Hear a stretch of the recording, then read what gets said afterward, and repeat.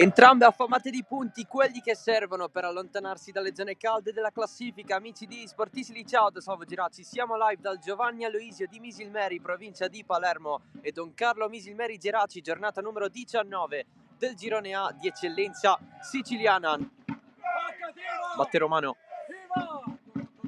col mancino, il colpo di testa in rete, in vantaggio la Don Carlo Misilmeri. Il gol di Espasa, Misilmeri 1, Geraci 0 all'8° minuto, il gol di Luciano Espasa, terzo in campionato.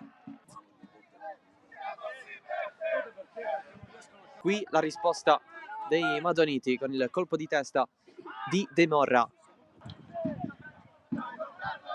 Tripiano, cross in mezzo, si coordina De Morra.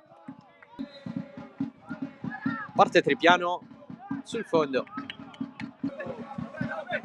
Giovagnoli recuperato da Romano verso l'interno, la conclusione da fuori di Pavisic. Scalisi, Giovagnoli guarda dentro l'area, il cross in mezzo, Guadagnoli. Tripiano,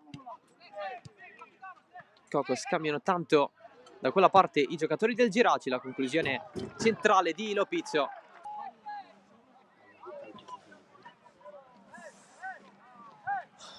Conclusione da fuori, oltre la traversa, Cernia. Romano lascia Pellegrino raso a terra, deviazione, calcio d'angolo. La battuta sul primo palo allontana Giovagnoli, da fuori Bertoio, in mezzo confusione Cernia. Parte il suo destro, colpo di testa di Espasa.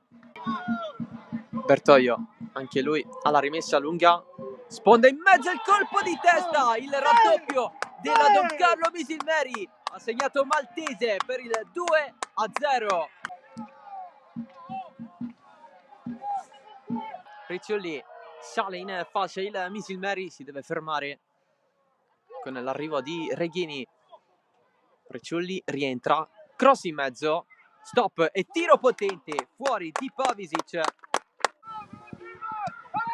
Si ridisponde per il Misilmeri Lavardera a lanciare i propri attaccanti, il tiro Barbagallo, punizione Misilmeri. La battuta di Romano in mezzo, colpo di testa all'indietro. Giovagnoli, Fernandez, a spazio il Geraci, Fernandez si accentra, insiste e cade giù. C'è il calcio di punizione dal limite guadagnato dal portoghese Lavardera. Il passaggio di Maltese per il nuovo entrato Vincenzo Lo Gerfo.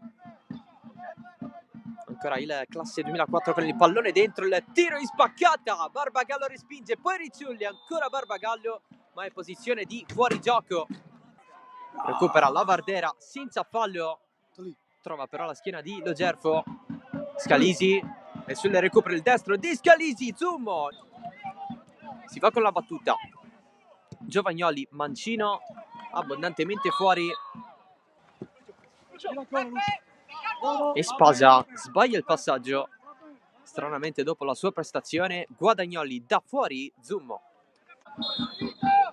È finita anche a Misilmeri con la vittoria della Don Carlo 2-0 sul Geraci.